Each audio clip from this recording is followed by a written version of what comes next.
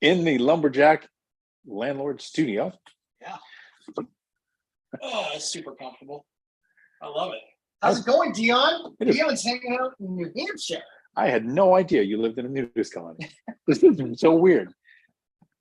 No, so many more quotes, but that's why we haven't been demonetized yet. Yet. Yes. Yeah. So it's worked out so far. So your live stream, go. So, well, we're live on both channels. Yeah. This is where we find out where the super fans are and whose channel they picked. Kidding. It's going to be whoever YouTube recommended first, hopefully, and that we're actually both live and this is working. It looks like it's working. Yes. How to make investing easier. We're going to cover a couple of topics. We'll probably round robin it back and forth. I have a couple. And then this is going to be a live stream where you have two investors who've reached financial freedom by investing in buy and hold real estate using two very different strategies and with two very different end goals. And the benefit to talking during a live stream is that you get to get what is called stream of consciousness answers. As an investor, if you asked us a question and we went and we Googled and we came up with an answer, we edit and formulate a video and put it out here in YouTube University, that means it wasn't something we had to keep in top of mind. It isn't something that we use on a daily basis to make quick decisions on what we're going to invest in. So the purpose of these live streams is to get your questions and questions from other viewers that you might not even know you wanted to ask and see what do we keep in top of mind. If you ask a very detailed CPA tax question, where Matt might know, I wouldn't know because I don't want to. I don't want to know the different types of depreciation. I want my CPA to know, and for him or her to take the information that I provide them and then do the best with that. So, Matt, first thing you can think of when it comes to making investing easier, what comes to mind? Not using a PM. Yeah, no kidding. I just had a phone call when that was one of the topics of conversation. Yeah. For me, it's really about having your systems in place, and those systems come from experience. And if you don't have those systems or know what those systems should be, there's only two courses you could choose from to actually figure out what those systems should be. And so I think that the biggest key, I think the biggest mistake that people make is, I'm remote investing, I need a PM. I don't know anything about housing, I need a PM. I am concerned about having conversations with tenants, I need a PM. And I think, so that's where I think that mentality comes from. And that's why of landlords, 40% of landlords actually have PMs. And it's so funny because maybe 1 out of 20 people are like, I like my PM. Maybe 1 in 20. Like, no one's like, man, these guys just knock it out of the park every single time. Like, I know Zuber likes his, but let's face it, he's got 187 units or whatever. And how many did he cycle through until he got to the one? Exactly. You kiss a lot of frogs. It's just like contractors. You know, I kissed a lot of frogs. And then to take that one step further, Michael Zuber from One Rental at a Time has, over 180 units, invests in Fresno, California, 2.5 hours away from where he lives. Even he said, I'm moving to Vegas. He's closed on his house. So that's awesome. He should send himself a card. And he said, as he buys investments in Vegas, he's probably going to self-manage. Yeah. He understands this is one of the things that investors do that make it harder to invest. So we're talking what to do to make it easier. This is an actual step people take to make it harder by hiring a PM. Sure. You are hiring somebody who in most cases is going to make more money off of your rental than you do. Yeah. Why would you make it harder on yourself that way? If you're investing at a distance like Millennial Mike does, I absolutely totally understand. That's a smart move. I would not want to self-manage at a distance unless I used to live there and had my systems in place already. Okay. So the first thing that comes to mind to me when it comes to making investing easier is a takeaway that I have from working at the CDL school for the last decade. As an instructor, I drove trucks for years before becoming an instructor. I was in the Marines and law enforcement, and I was a truck driver. And I learned more in the first week at the truck driving school teaching students than I did in a decade driving by myself. Because when I was driving by myself, I was just trying to get the job done.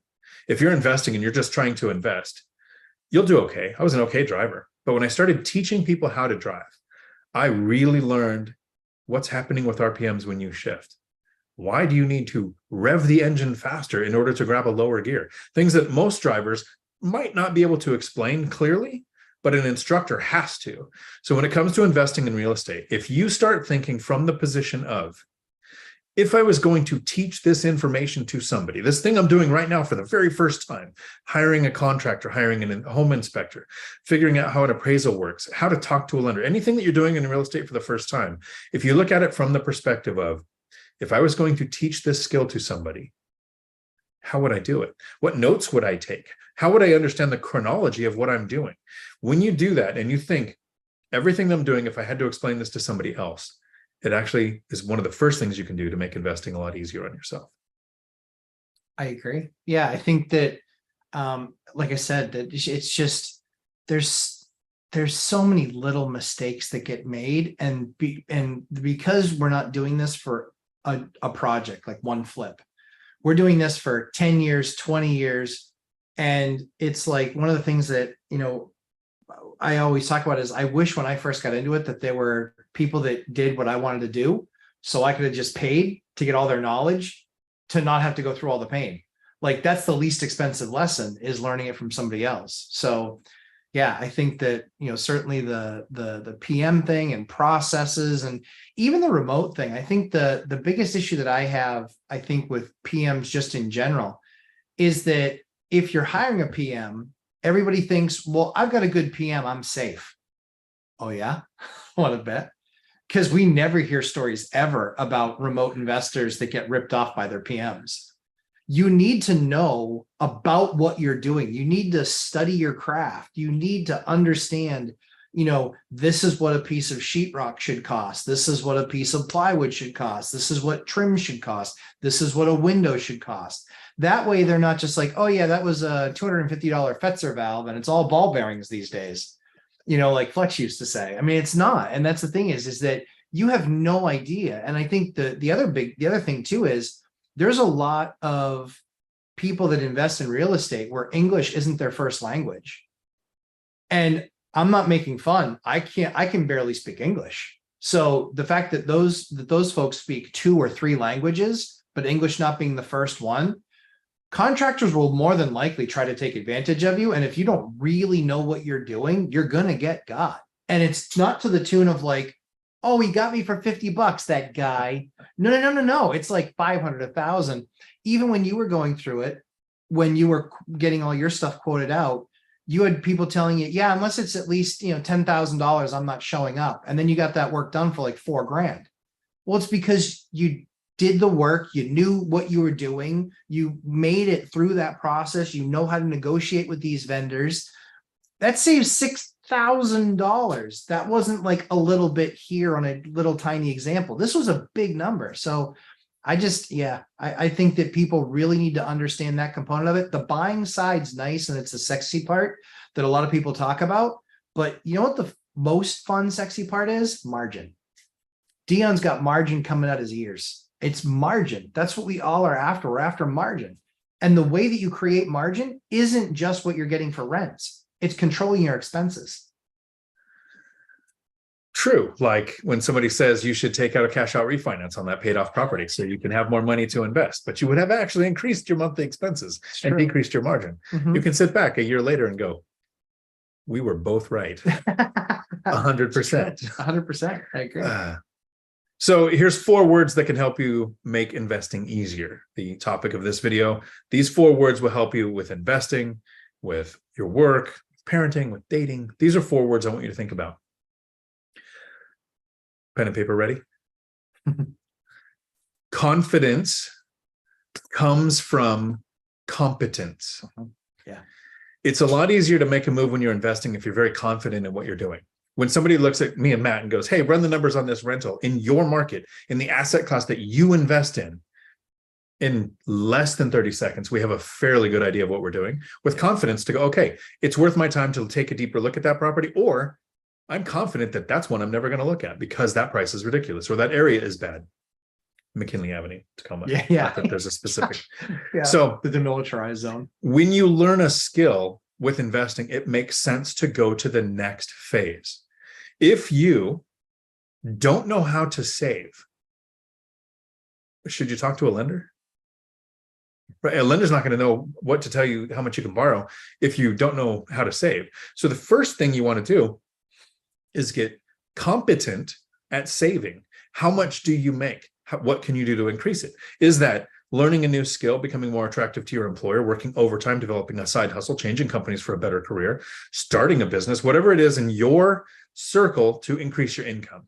Once you increase your income, you figure out, wow, I can make money. Now you can look at your expenses.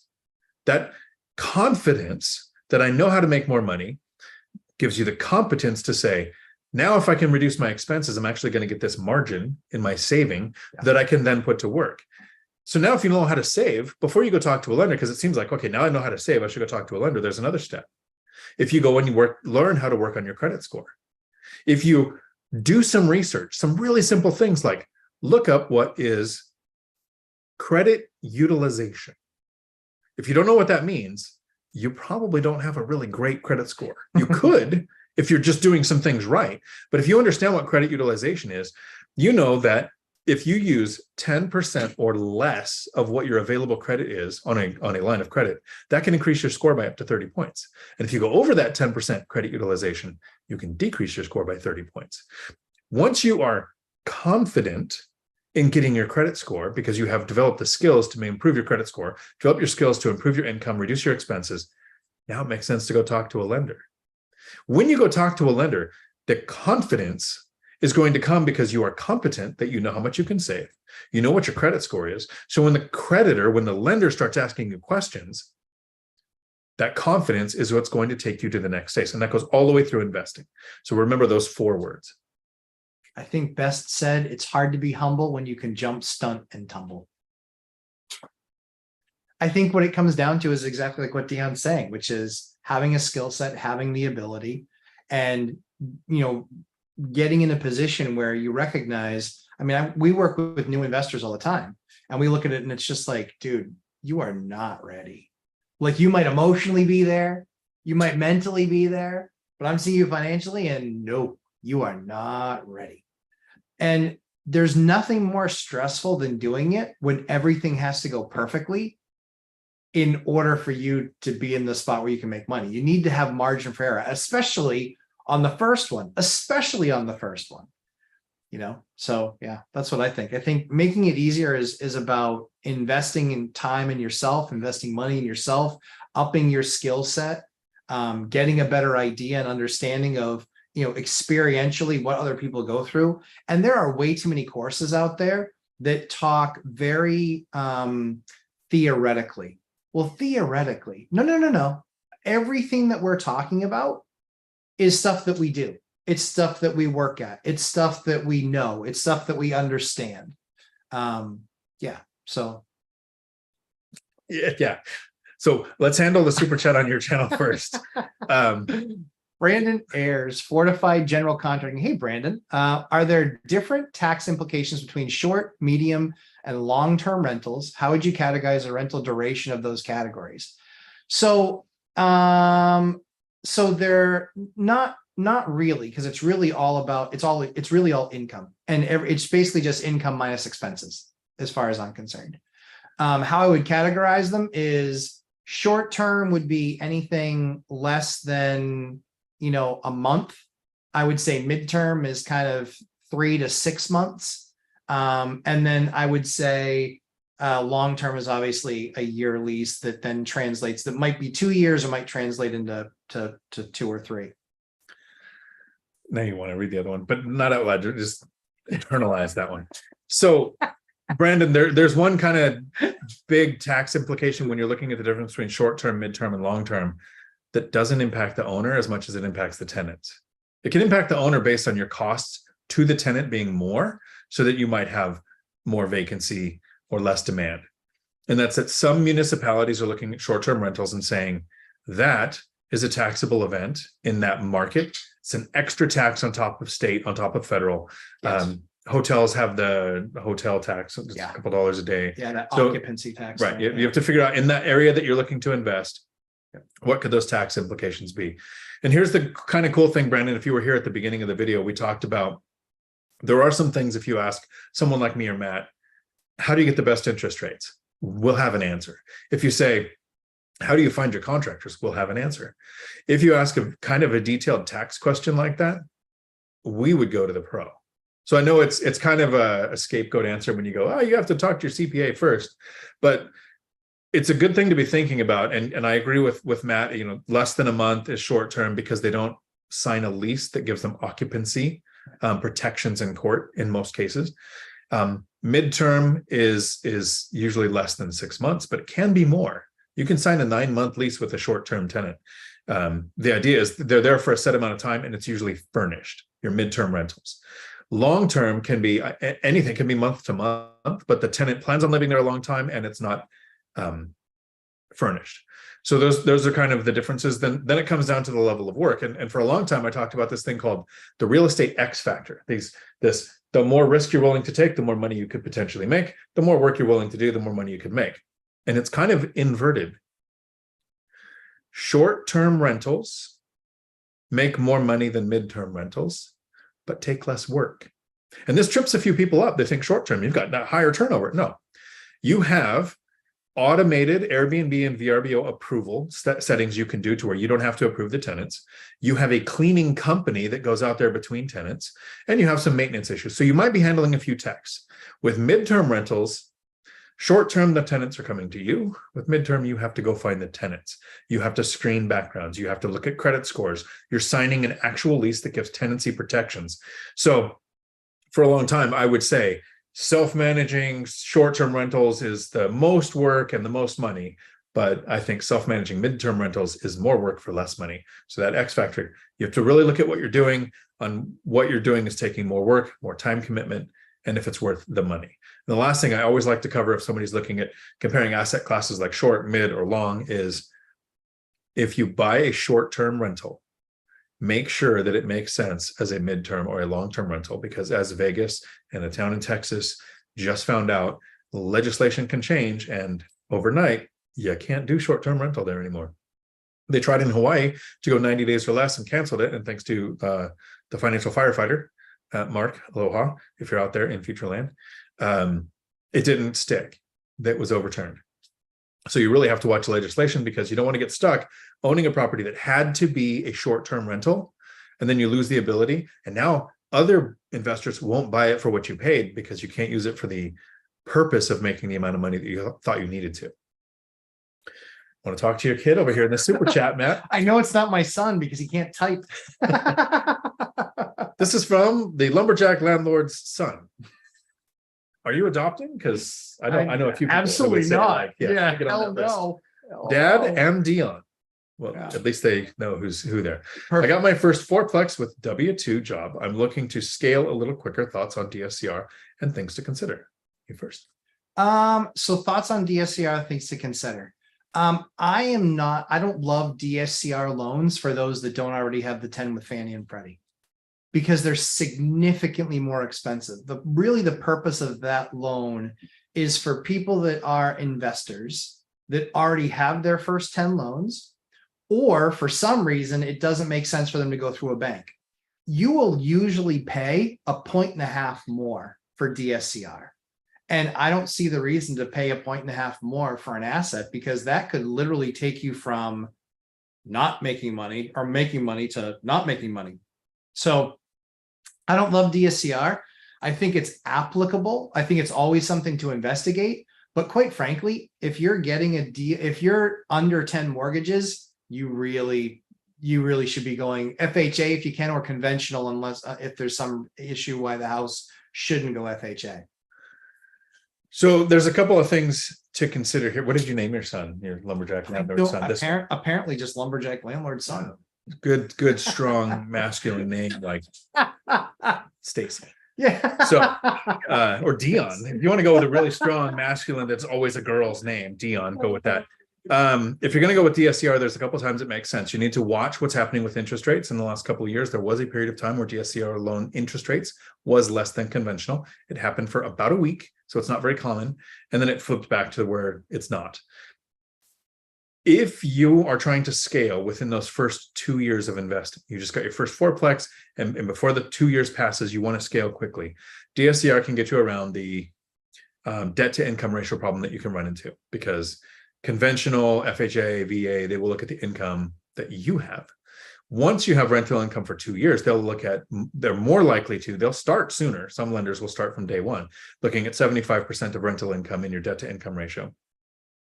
DSCR loans don't look at your debt to income ratio. They don't look at your work history. They don't look at your salary. They do look at your credit score, and they do look at how that property would perform. So you could scale faster, but it does take a larger down payment. Most DSCR loan lenders that I've seen, there have been a couple of times where I've seen them drop down to 10% for a small multifamily, but usually it's 20 or 25 or even 30% to get that DSCR loan locked up.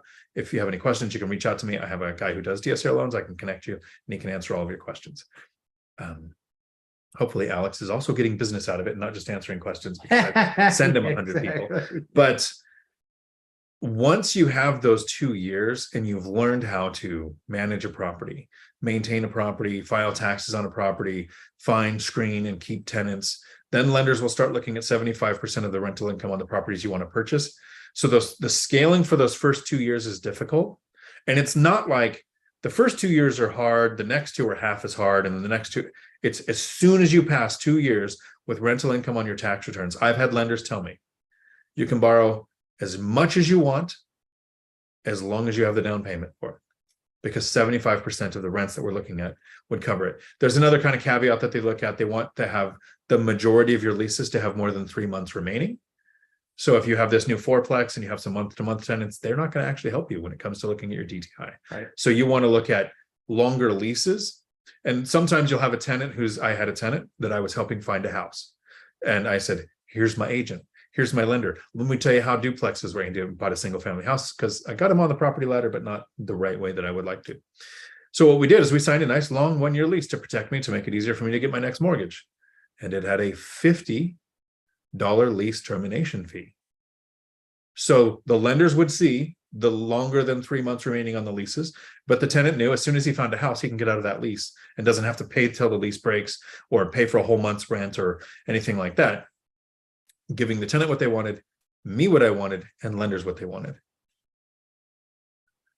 I see a super chat here from Adam Calhoun, who I met when I was in Gary, Indiana, at Millennial Mike's event. Which, are we going to Millennial Mike's event in the? I saw I got an invite. Okay, Son of a bitch. I think he sent you an invite. I think he asked you if you wanted to come and present, and you said And I was like, if I go, I'm only there to support. to support. Right? Yeah. I don't know how to speak. I've got the invite. I have to look at the schedule because, there's a lot of naps that I'm working on. It's retired stuff. But Adam, thank you for the super chat. It's much appreciated. I close on my second property, first one in Gary, Indiana on Monday. Awesome. Appreciate all the info and real estate advice from all the REI Avengers. That is really cool. Congratulations. Congrats. That's awesome. So I was at myself looking at Gary if I didn't find the place that I did in Washington. So that in several videos, that when I came back from Portugal, which I thought I was going to spend money there. I thought for sure you're going to spend money there. I was actually really excited to ride your coattails, in all honesty. If we can get a couple of us to invest in different countries, then we can just kind of cycle through where we hang out. Like small group Airbnb. Exactly. Perfect. Rob, isn't Mike supposed to be there too? This is where I check my text to see if Mike has said, why am I not invited? He was supposed to be here. Yes. Was he? Well, he was supposed to be here. Like, yes, here. By the way, this is not a split screen. We're not doing some tricky thing. I'm actually, I'm hanging out in Boston for at least a week. Yeah, it's awesome. I've heard the scuba diving is great. I don't know from who. I show up here and it's torrential downpour rain. Like I said, let's go there in the summer so I can go and visit when it's not Siberia, and it is. Yeah, rain is not Siberia, Dion. It never rains in Siberia, number one. Number two is there is beautiful scuba diving right off the coast of the Cape. Great whites up and down the coast. No, I'm going to wait for Thailand. They're trying to kill you in the water. I was going to say, the only thing you'll finally usually see off the Cape is an overturned, what is it, a Buick?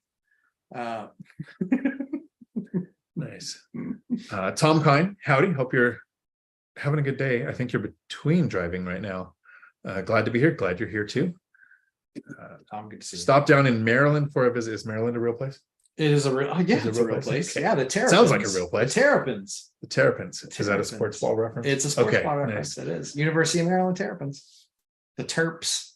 And then Millennial Mike does chime in here, which, are you at work, Mike, or would you like an invite? The crossover, we all need it. I mean, I would rather have you here Yeah. Come hang out, Mikey. at all caps because Mike is screaming at us in our head. Oh, Millennial Mike, howdy. If anybody's wondering, if you're new to the channel that we're live on right now, Millennial Mike is a first responder who lives in a high cost of living area, who invests out of state in Gary, Indiana, and shares his information on YouTube. On Millennial Mike is the name of the channel. Didn't get an invite. I can't say this with a straight face. yeah. Bruh, that's not my language. Fake news. He pulls it off. I said, come present. Of course, you are invited. Please come. Yes. Loser. That one wasn't in caps. He clearly wasn't here for what exactly we just explained, which was, I said Mike was nice enough to invite me to speak when I told him I'd try and get out there to actually see him. I said, I don't need to speak. I'm happy to just go and be supportive. And I want to see Gary. I want to try out my new flak jacket. I like Kev Boss says the new AI filters are pretty convincing. Yeah, I know, I'm right? surprised. I thought you were a guy this whole time. So, howdy, everyone. Let's see if we can get to some channels here. Yes, Dividend Dave is not the only one with dad jokes. It's perfect. Chenda, howdy. Question about asbestos siding on rental property. Is it okay to buy them? I have heard some insurance companies will not insure a house with those siding. Any suggestions? Find out how much a remediation would cost. Get a couple quotes from contractors in your area that are licensed for it. Add that to your cost to acquire if you needed to. You live in a place where most buildings are 100 years plus old. Most of my rentals are from 1980 to 2000. Yep. So I've only got 2 that are old enough to have those issues. Mm-hmm. It wasn't a deal breaker for me. I looked at the cost if I had to remediate. Still made it a good deal. Followed through with it. What do you do in that situation? Lead specifically, was it? Yeah. This is asbestos, but lead's same thing. Insurance could have a problem with it. Asbestos. So asbestos, you actually don't need to touch it unless it's airborne. There's a ton of asbestos used. It's actually an amazing material, fireproofing product. It only becomes an issue when it gets airborne, which means it's been broken and you see the fibers in the air. And so usually with asbestos, we leave it be, just like leaves of 3, we leave it be. So we don't usually touch it. We leave it there. The only thing that we ever might do is if it's insulation around pipes, we might just take plastic and go around the plastic and then staple the plastic to the joist on the top. That way, if somebody accidentally bumps it, you don't actually bump the asbestos itself. So asbestos, unless it really depends on truly what it is, like they make asbestos tile on the outside of houses. I don't remediate that. That could literally be a $50,000 job. So people have no idea how expensive asbestos remediation is. You can have one of those old boilers and they basically used to cover it with paste, asbestos paste. And to get one of those done is about $12,000. That's just to literally sit there and you heat up the material and you chip it off. But you can't do that. That only can be done by a seasoned professional because they also have to create what's called a zero pressure room. And so it's a very expensive process. So when it comes to asbestos, I really don't spend any time remediating it. What I usually do is, like I said, if it's on pipe coverings, we'll put plastic up on them and then staple that to the ceiling because we're not touching the asbestos. We're not removing it. But asbestos is very expensive and it can quickly, if it's something that is a hazard, like you see that it's becoming airborne, you see pieces flaking off and things like that, then I would make sure that you're getting a quote for that before you close. And factor it into your cost to acquire. Absolutely. Yep. Let's go to yours and see if there's any questions popping up. Rainey Butrini. Hey guys, Dion, all CDS Lakewood passed skills test today. State tester. Went to our school years ago. My question is, would you purchase 2 properties if you managed to save enough money for it when starting out? Or would you use the extra money not needed money for emergency? That's a great question. What would you do, Dion? So there's a couple of factors to look at there, Rainey. First, awesome. Glad you had a good day testing. how much reserves do you have if you buy both properties? Do you have enough reserve for things that are going to pop up? If you do, I would look at both. Do you qualify for the lending if you're looking at both of them?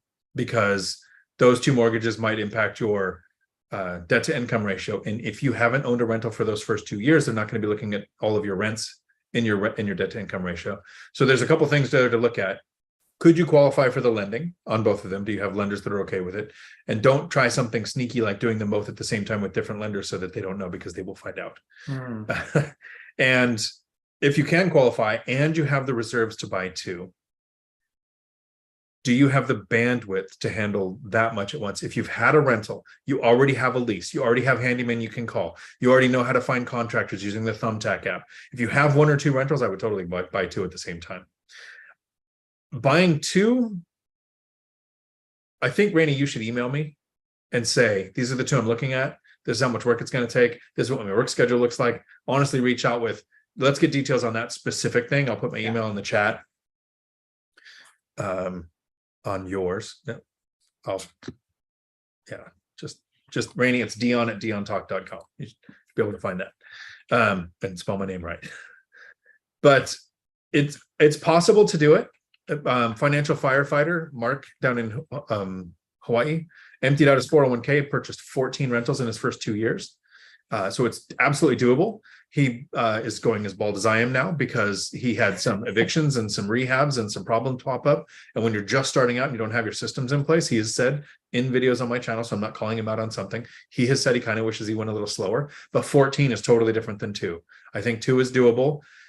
If you have some of those systems. Do you know how to use the Thumbtack app to find contractors? Have you built the list of 24-hour a day, 7-day a week plumbers, 7-day a week electricians? Have handymen that you can call, 2 or 3 of them. If you have those in place, I wouldn't hesitate. If everything I just said in the last 25 seconds confused you, not yet. Yeah. Joshua Melby, I'll answer this one quickly for you, my friend. I will help you out. I will set you up, my man. SKU number for Home Depot. SKU number for Home Depot.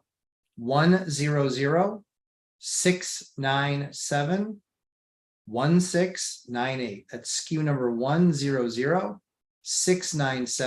1698. That is for the Hartford satin nickel hall closet passage doorknob. Those are the ones that we use as doorknobs for our those are the ones that we use, and those are 10 packs for $73. Isn't he saying he's struggling to find the Defiant ones you mentioned? Yeah, so these are made by Defiant. Okay. That's just the style is Hartford. I like that bigger handle.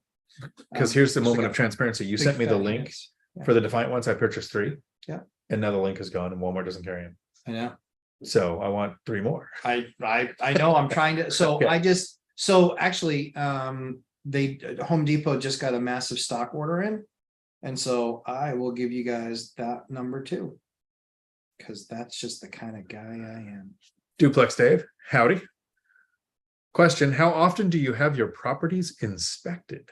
You have 100 and last count 37. 37. Yep, still that number. And Sadly, how often do you have them inspected?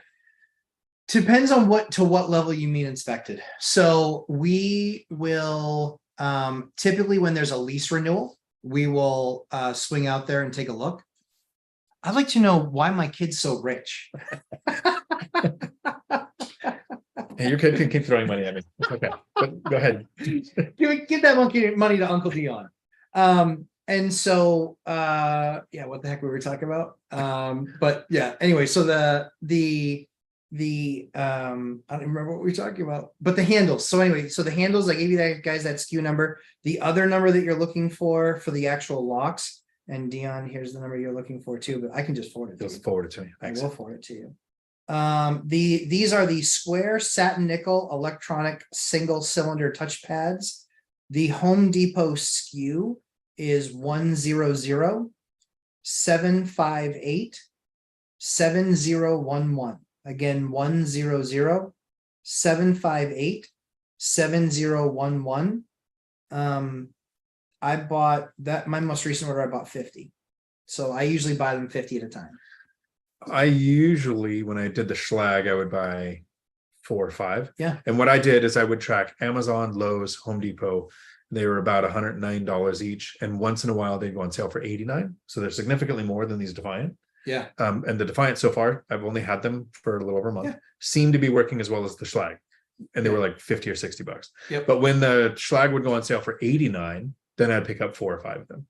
These just so Home Depot, if you have a pros account, they just went on sale, or they were on sale when I bought 50 of them. It's something I check kind of once a month. And so I checked and they were on sale for $36. So I was like, yeah, I'm buying 50 So before we get to Lumberjack Landlord's Son, again. Yeah, sure. LJLS sounds Yes. a little Mormon, but I guess. how often do you have your properties inspected? That's what the question That's what it answering. was. Sorry. Yeah. So sorry. Dion's so close to me. I'm getting memory issues. Let's wear off. So we will usually inspect around the year when we're doing the lease renewal, to see if we want to do a renewal, right? So they'll say, hey, we'd love to renew for a year. Sometimes that's proactive. Other times we reach out to them and say, hey, your lease is expiring in 45 days. Were you interested in renewing? And sometimes they say yes, sometimes they say no.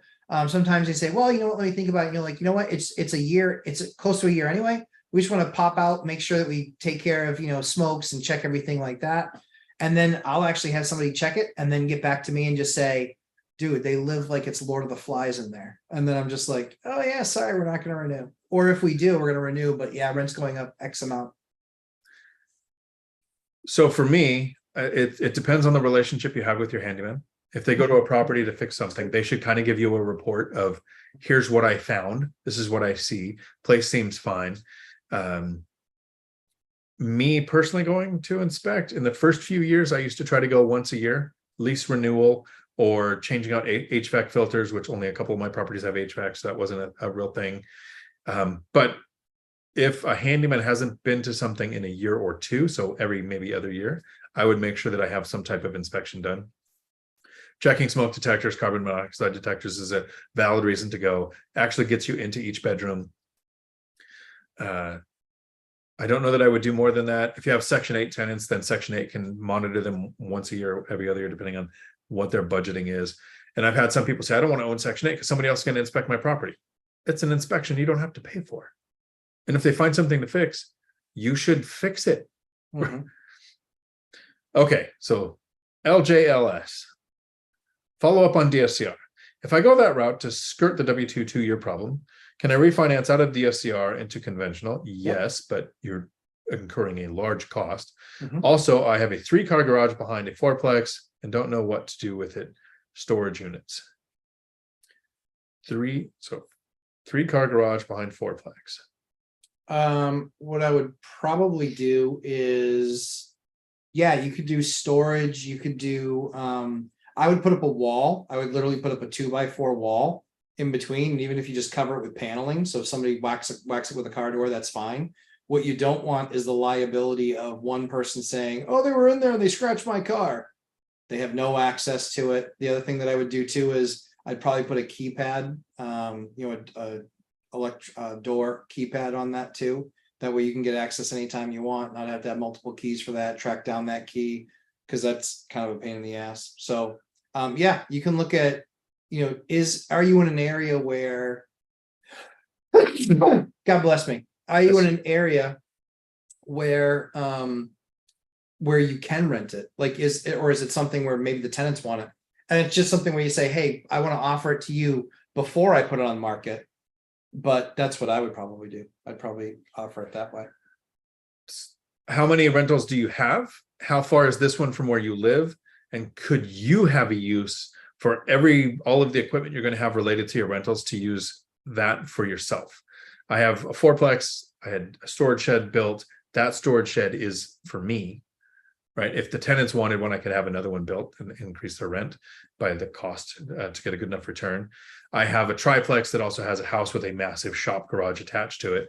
And my intention there, this might not work with a 4-plex, is if that tenant ever moves out, I'm going to midterm or short-term rent that house, but not the garage. And then that garage would be for my stuff for all the rentals. Where do you store your refrigerators and your washer dryers or your ranges or lawn care stuff or anything that you're using that your business needs? It's nice to have a place like that so that you don't have to have a work truck full of stuff for your rentals in your driveway. That's Not that I've ever seen that today. We do. We have a truck loaded to the gills. Tom Kine, East Coast meetup. Perfect time for Dion. I don't disagree. Legacy Op, here's to the snowball effect. Thank you very much, Legacy Op. I appreciate it. I know. It's really funny because Dion's here, and so we went out. We got dinner.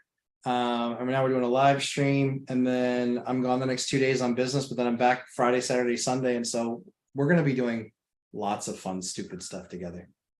Yeah, no, it actually works out pretty good. I've got to try to re-record. I'm still doing for Zuber the one rental at a time audiobook, and Audible is fighting me on every file I try to put in there. So it gives me some time here to handle that. Why would you ever need to do that? No kidding. Alantino, howdy. Just want to say thank you both, gentlemen, for sharing such valuable and truthful information in this field.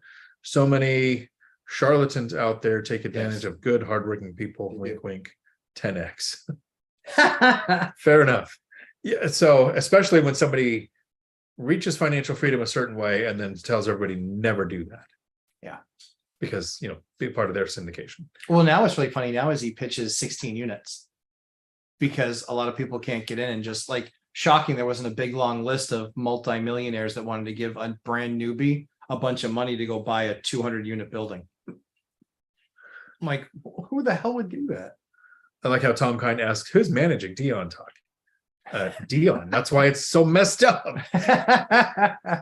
So I don't give parenting advice. I don't give dating and relationship advice. I don't give YouTube channel growth advice. Like I tried with Mark Matsky to give him help, and I was like, yeah, this is not my channel is this big. It's CD tiny. Somebody like Zuber should be giving classes on. Here's how you get 50,000 subscribers so you can have a party in Vegas, which we're starting to plan.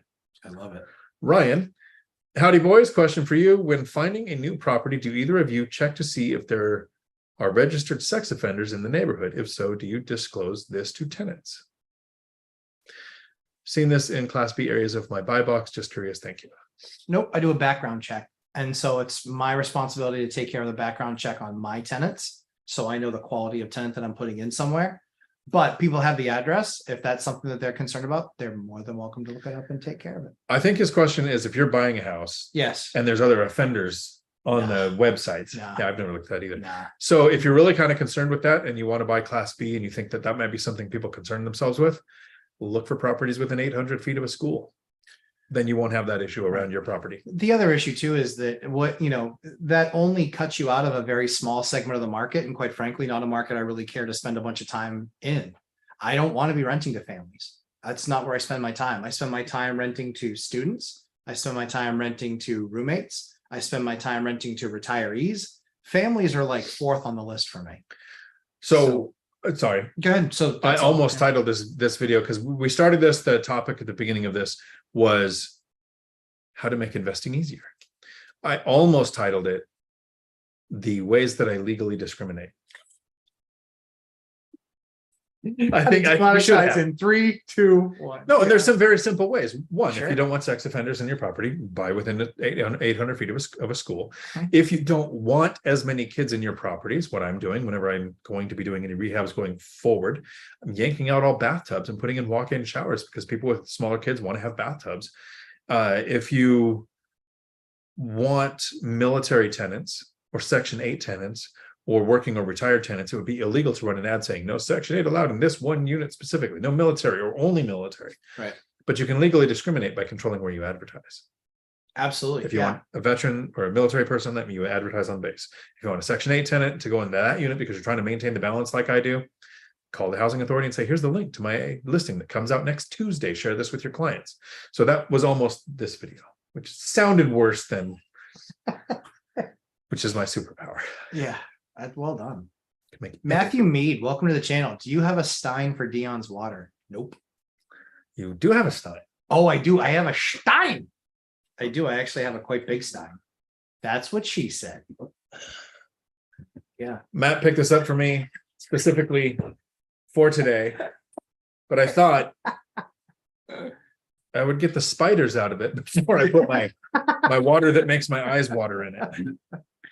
Yeah, that is one massive stein. Tom Kine, can you put a rental into your IRA for tax-free earnings? Yes, it is. Here's the negatives. complicated. So this comes up a lot in the BiggerPockets forums, and so if you might, I'll take this. Please, Okay. absolutely. Right. I'm the anti-retirement account person. If you intend on retiring after 65 and you intend on retiring poor, retirement accounts are great. Go for it. But if you want to retire early and you want to retire wealthy and you want to retire in a higher tax bracket, retirement accounts, professional term, are retarded.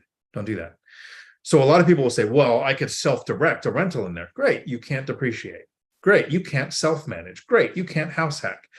All of the benefits that real estate is beautiful for, you put barriers between you and that. So can you? Yes. Do people do it? Often. But is their intention to be able to retire early, make work optional in a decade or less? Probably not. So is it an option? Yes. Is it a good option? Depends on your goal. Yes. I gotta ask this question, and because Dion, you gotta answer this one first. Kev Buzz, question: have you guys ever run across the all landlords are evil crowd? There are entire Facebook groups dedicated to bashing landlords. Other than ignoring it, is there a good way to debate this? There's a fun way to debate this. It's amazing. Yeah. So if you Google, do you say your last name? No, never. You know, okay. Mm-mm. But Business Insider Yes. and your name. Nope. Lumberjack landlord. Lumberjack Landlord and Business Insider. Okay, good. Yeah. I almost just. You're good. No, yeah, All right. perfect. Hey, look at that. I remembered not to do something stupid. Write that down because that's not ever happening again.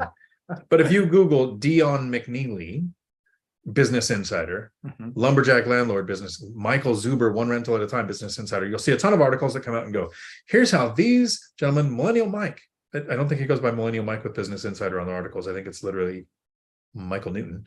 But you can look up these articles and it's, here's how we did something you can do. But then you go to anti-work on Reddit. And there is a string when they did a video, an article on the binder strategy, how to get your tenants to ask you to raise the rent. There's over 1,000 comments with some very creative people, really creative on the ways they wish I would die. I mean, I think South Park struggled to get Kenny to die as many times as this thread has me dying. So yes, we run into the landlords are evil. We've made some videos. Landlords are evil. Debating it is fun, but so rule of the interwebs: never argue with fools, because at a distance nobody can tell you apart, and you can't use logic to argue somebody's emotional point. And the people who hate landlords are coming from an emotional point of pain. I suck at life so much, I can't save money, I can't invest, I can't make more money, I can't learn to save, I can't work on a credit score, so I'll never own a rental. So what do? I have a visceral reaction full of vitriol towards the person who did that, who then fixed the property up, charges market rents or less, keeps tenants in housing who don't want to own because not everybody does, provides housing to Section 8, provides housing to people who are working. I'm going to steal a term from you that I hardly ever say, but you say a lot. At the end of the day, do you care? Right. So one of the beautiful things about live streams like this is generally, and we had to go to subscribers can comment because you get a lot of bots, but we're hanging out with people who have the same idea. How can I reach financial freedom ethically while helping create housing to solve a housing issue? This is the people you want to interact with.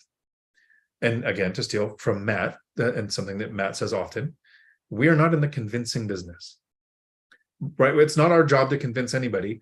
It's if we can explain, hey, it's possible to reach financial freedom. Here's how we did it. Here's the systems and strategies we use that might make it easier for you to do it. Here's the timeline it took. Great for the people who are looking for that. For the haters, they feed my soul. Fighting them back feeds my soul. I say things like rent's due, or PS don't forget your rent's late, or stay thirsty, my friend, or there's so many different comebacks. Because at the end of the day, it's like, I don't care. Like, do you really think that that something that you're going to say is going to make me feel bad about all the hard work that I put in, then you say it's not hard work. And then I say, what would you know about it? You know, because I mean, this is the back and forth. You're not going to change their mind. They're not